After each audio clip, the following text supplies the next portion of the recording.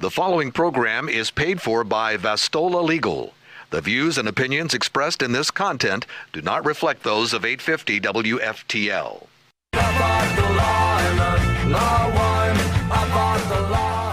Hey, we know it's early. But what better way to start your day than by getting free legal advice? This is Vastola on the Law with your host, Attorney Jeff Vastola, featuring 30 minutes of free legal advice. Call in now with your questions. 877-850-8585. That's 877-850-8585. Now here's your host, Attorney Jeff Vastola. Well, good morning, everybody, and thank you so much for tuning in this morning. I am Jeff Vastola, your host. I'm here with you this morning with our board operator, Sharena. And good morning to you. Am I pronouncing that correctly? It's been a while since we've talked. It's Sharena, but it's okay. Sharena. Yes. All right. My apologies. I think I do that every time. So today is, in case you're wondering, March 28th, 2020. I'm finally back at the microphone live. We had a few unexpected pre-recordings and re-recordings, but today I am available live. So I would encourage you to call into the show because I am here to talk to you. The number to call into the show is 877-850-8585. So use that number for the next 30 minutes or so to call into the show. Ask me any question you like. If I can answer your question here and now, that's exactly what I'm going to do. If I don't know the answer to the question, then I'm going to research the issue and get back to you the following week, hopefully, with an educated response to the question. And that's exactly what I've done. When I was talking last live on the show about a case that I had found in the Florida Law Weekly pertaining to a traffic stop and a drug-sniffing dog, Sharena asked a question of her own as to when can the cops use drug-sniffing dogs. And so I've researched that issue for the benefit of everyone that may be listening. And I've got a very interesting answer to that question, as well as a topic of my own planned, just in case we do not get new topics for discussion with people calling in. I'm going to be talking about boilerplate language in a contract that you would typically find, and one specifically, given what's going on with the COVID-19 virus, called force majeure. Which, as you can tell, it's a French term, and it's applicable in situations like this where you may be unable to complete your legal responsibilities in a written contract, and therefore you can rely on this particular clause to either get out of the contract, postpone the contract, get a deposit back, or whatever the case may be. I thought that was a very poignant topic given what's going on. When I was in law school and we were being taught contracts is a course that every law student is required to take in their first year of law school, and it actually is not just one semester, it's 2 semesters long because there's so much to learn about contracts. As I was sitting in my lecture classes listening to the issue of force majeure clauses, I kept thinking to myself, what in the world could possibly happen that would cause a force majeure clause to kick in? Other than perhaps a world war, which, of course, at least in our history, we've only ever really experienced 2 of those, and they were long before me. So I didn't really understand. But now, with all of this eerie, strange stuff going on with the virus, this is exactly what the clause is for. So I thought, what better topic to talk about in a contractual context than force majeure? And of course, any questions that you may have. Your questions don't have to be limited to my topics. You can call me with anything that you want. A little bit of self-promotion. I am Jeff Vastola. I'm an attorney. I've been an attorney for over 23 years now, and I do personal injury, wrongful death, and medical malpractice claims. If you'd like to talk to me anytime because you have questions, you can use my toll-free number, which is forwarded to my cell phone 24/7. That's 833-VASTOLA. That's 833-827-8652. That number is available to you whenever you want to use it. If I don't answer the phone, leave me a voice message and I will call you back. If you have any questions at all about something and you want some free legal advice, this is the time to call me. This is the radio show. I do it every Saturday. And the number to call into the radio show is 877-850-8585. So please call in. Don't be shy. Sharina will take your call. We'll put you live on the air with me. And hopefully I can answer your question. If I can't answer it now, at least we'll have some enjoyable discussion, and then I'll get back to you with some research. So, and I've also, as always, been reviewing my Florida Law Weekly publications, and I've got a couple of cases to talk about from the most recent Florida Law Weeklies. So let's just kind of jump into it. When I was last live at the microphone, I was talking about a case that I had found in the Florida Law Weekly where somebody had been pulled over and the drug sniffing dogs appeared. And the question was, because the defendant was convicted, and after his conviction, he raised an appeal and said, well, I don't think that drug sniffing dog should have been allowed because it delayed my stop. And I went through all of this before, but the Court of Appeal went through an analysis and said, well, no, here's the timeline of your stop. The entirety of your stop lasted about 15 minutes long, and certainly that was not an exaggerated stop, so there's nothing wrong with the drug sniffing dog. And then, of course, Sharina asked, well, when generally are the cops allowed to use drug sniffing dogs at a stop? I didn't know the answer, but now I do.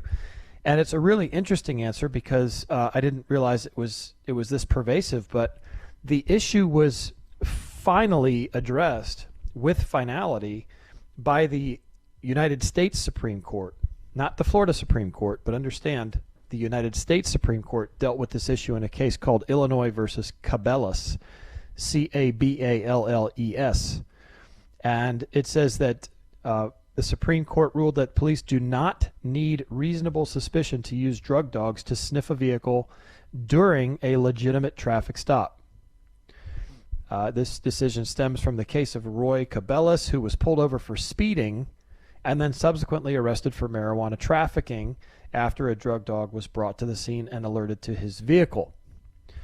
The Illinois Supreme Court reversed the conviction, saying that a drug sniff was unreasonable without evidence of a crime other than speeding. But in a 6-2 ruling, the United States Supreme Court ruled that the Fourth Amendment is not implicated when the police use a dog sniff during the course of a legal traffic stop. So since then, Florida has really just expounded on the ruling of the United States Supreme Court to say, as long as bringing the dog to the traffic stop does not delay what would be an ordinary traffic stop, then you can use the drug sniffing dog. So Sharina, there you go. I hope you found that as interesting as I did. I didn't realize this was an issue that went all the way up to the United States Supreme Court. Yeah, that was very interesting. Percentage of cases that go all the way up to the United States Supreme Court are so incredibly small that this obviously must have been a pressing issue. Most of the states, if not all of them, were probably asking the Supreme Court to rule on this. So anyway, there you have it. If you are legitimately pulled over, and if you have contraband in your car, just be advised that if there's a drug sniffing dog brought to the scene, as long as it doesn't delay your stop, then there's really nothing you can do about that. I shouldn't say nothing you can do about it. I'm not a criminal lawyer. You should always look into your rights. But the drug sniff via the dog would be a legal drug sniff. So if anybody has any questions about that and they want me to do some further research, I'm always happy to do that. If you have a question of your own, it does not have to be related to drug sniffing dogs. You can call 877-850-8585. That's the number to call into the station, and we encourage you to call because eventually I will probably run out of things to say. Moving on, as I mentioned, I hope everybody's staying safe. You can just look around and see that not everybody is quarantining themselves as is being recommended, and I'm the first to admit that I'm guilty as well. But everybody needs to stay safe during this very difficult time. And I thought to myself, okay, well, what's relevant in what I know about the law, given what's happening with COVID-19? And as I mentioned, I thought about, okay, well, I remember I was taught there was a provision found in most contracts. It's not going to be in every single contract, but it's found in most contracts, and it's referred to as boilerplate language because, like I said, it's found in almost every contract. And that's kind of the definition of a boilerplate term. It's just standard language, such as jurisdiction and venue. Those are also boilerplate provisions found in many contracts. The force majeure clause, and as I mentioned, it's a derivative of French term. It's spelled force, F-O-R-C-E, majeure, M-A-J-E-U-R-E, are very likely to be enforced and utilized given what's happening in the world, not just in our country, but around the world. I mean, this could cause a contract to be in play internationally, not just nationally.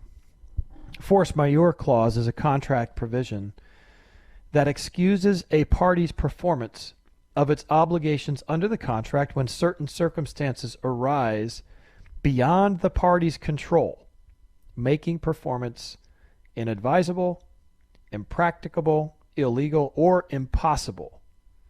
Force majeure clauses provide a list of extreme events, and they're oftentimes referred to as force majeure events, that if they occur can excuse a party's performance under the contract. And it's up to the drafter of the contract to determine exactly what they want to say with regard to a force majeure clause. But I think I would imagine 99.9% of the contracts that are written with the intent to have a force majeure clause, something such as COVID-19 would certainly play.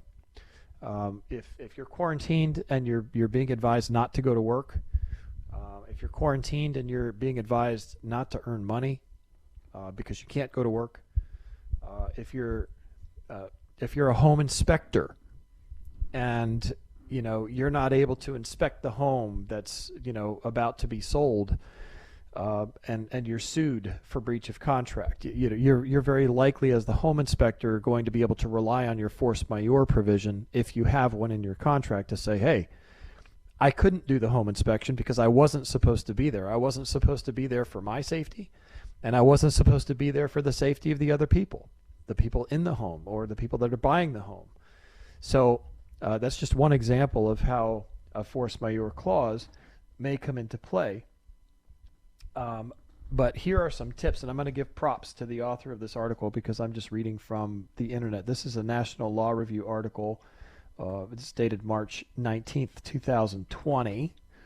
And the author is, there's a couple different authors. P. Danielle Cortez, she's an associate attorney at the Moritz College of Law. And then Jason Sims is a partner at Dinsmore. It says dinsmore.com. I think they're both out of state. But anyway, these are some tips that they suggest in the event that you intend to invoke the force majeure provision in a written contract. Give timely notice to the counterparty if you intend to use your force majeure clause.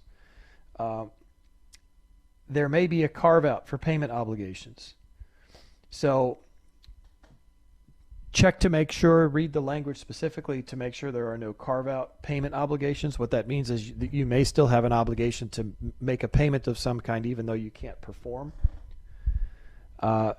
Many force majeure clauses allow the non-affected party to terminate the contract if your non-performance extends for a long period of time. So be advised, you may rely on a force majeure provision, but if your reliance on a force majeure provision is going to allow and cause the other party to terminate the contract, be aware of the fact that you may not be able to insist the contract stay in force if you're going to rely on the force majeure. For example, if your obligation is a payment obligation that you can't make, and you're not going to be able to make the payment for 30, 60, 90 days, whatever the case may be, but you want the contract to stay in place, be advised that the way the provision is written, if you rely on it, the other side may say, well, then we're just going to void the contract, and that'll be the end of that. Force majeure clauses vary in scope and language, so I've already mentioned that. Just be careful to read the language of yours. Communication is key. In the event that you're not going to be able to perform, make sure that you communicate with the other side and hopefully extensions of contracts will be granted, assuming most people enter into a contract mutually. As a matter of fact, if they don't, you probably don't have a contract. So hopefully both parties still want whatever was bargained for in that contract. And hopefully when these virus issues are in the past, everyone will go back to normal. Let me see. Governmental actions taken to combat the COVID-19 and the supply chain disruption will provide the strongest position for your company to claim a force majeure event. That's COVID-19, the virus in and of itself is not necessarily the basis for the force majeure clause. It's the disruption that it causes. It's governmental regulations, governmental restrictions, the government telling you don't go to work, the government telling you don't earn money, or whatever the case may be. It's the government's disruption that typically causes the utilization of a force majeure clause, so be aware of that as well. Let me see. Force majeure is temporary and only applies for a period of time, so be aware of that. And in the event, this is just a tip that comes not so much with, well, I guess it's somewhat related to force majeure. That is, if you have insurance for your company, if you have a general liability policy, or what's sometimes referred to, the acronym is a BOP in the insurance industry, a business operations policy, check to see if you have business interruption coverage. Because if you're the owner of a business and if your ability to earn income has been affected because of something like the COVID-19 virus, then the business interruption coverage may apply. And it may be something that you can tap into to help you through these very difficult times. So if you have any questions about the business interruption insurance, you can always call me. I would very likely defer you to an insurance expert. If you have an agent of your own, that's the person you should talk to. If you don't and you'd like to talk to somebody, I can certainly turn you on to someone. But if you have a question of your own, a question either stemming from force majeure clauses or traffic stops, or just a question of your own, feel free to call 877-850-8585. That is the toll-free number to call into the radio station and ask me any question that you want. Now remember, when the show is over, if you have any questions, if you want to talk to me privately, I understand that sometimes people don't want to share the intimate details of whatever's happening in their lives with everybody else that may be listening. Feel free to call me on my cell phone, and you can do that anytime, 24/7, by calling 833. That's 833-827-8652. We have offices when we're open in Palm Beach Gardens and Stewart. We're not open at the moment. If anybody was curious, we've locked our offices. We're still working, and we may start working from remote, depending on what happens here in Martin and Palm Beach counties. But we are still working the files, so to speak, and trying to get things done. We'll see how long we are allowed to stay open. But if you'd like to reach us, obviously you can call either office, and we'll be happy to communicate with you if you're a client of ours or if you want to be a client of ours. Now, let's transition into a case law update. It wasn't that long ago that I was talking about a family law case that I had found in response to a caller's question that where there was modification of a divorce agreement, and there was a particular case, a brand new recent case that came out, and it essentially said that there was no change in circumstances to allow the parties to modify their marital settlement agreement. Well, and I'm imagining that these cases come out all the time. There's now a newer case from the 3rd DCA. The 3rd DCA is down in Dade County, and it has to do with child custody and modification of a parenting plan. And the facts of this case allowed the mother, the wife, to modify the plan because the husband was interfering with her ability to keep the kids in a Catholic school, which was part of the agreement. And it looks like we have somebody on line one. Is it Jess? Jess, Sharina? All right. Great. Let's put Jess on the line. Good morning, Jess. How are you? Good morning. I am well. How are you? I'm doing fine. Thank you very much for asking. Hope you stay safe. Well, thank you. You as well. So I have been affected much by, like many others, by this COVID-19 thing, where I've ended up with no work. So I was going to apply for unemployment. And I got stopped dead at the entry to the site for applying for this because the warning scared me, and I was hoping you could help me interpret this. At the very entry to the site where you go to apply for unemployment in Florida, this warning says this. It says, "This is a state of Florida computer system owned and operated by the Florida Department of Economic Opportunity Department and is for authorized use only. There is no right of privacy in this system, and use of this system constitutes consent to monitoring, interception, recording, reading, copying, or capturing of all activities by authorized state Florida public officials or their authorized agents. Information under this system is confidential and protected by pursuant to Section 42 USC subsection." It's got. I can give you those numbers if you want. Florida statutes is confidential. It's exempt from this section, and anyone accessing the system or the information contained within the system that violates the provisions of this section of Florida statutes commits a misdemeanor of the second degree, which is punishable as provided in sections 775.082 and 775.083. Right. So I was really concerned about this. What's There your is no concern right about to privacy accessing the thing. system? Jess, what is your concern? So by applying, do I give right for the Florida government to view and monitor and record, et cetera, my activities even once I am no longer on their site?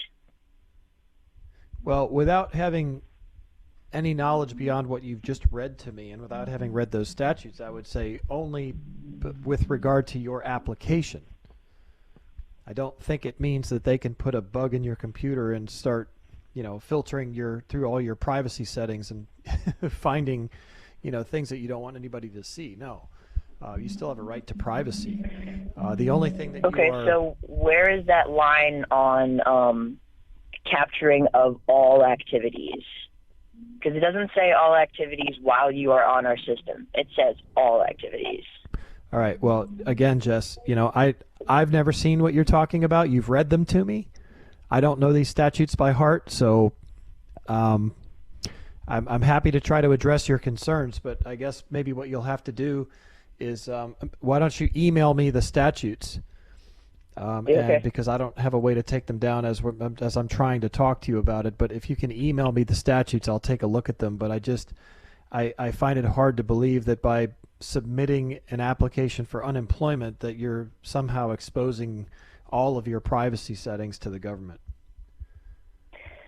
Yeah, it seemed a little out there to me too. But okay, what email do I send that to? I'm sorry, what'd you say? What email do I send this to?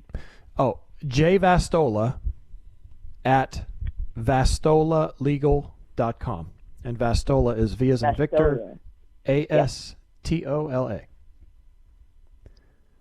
And what I'll do, Jess, is I'll take a look into, what you send me and just be listening next week because I'll follow up on this and, I'll let you know what I find.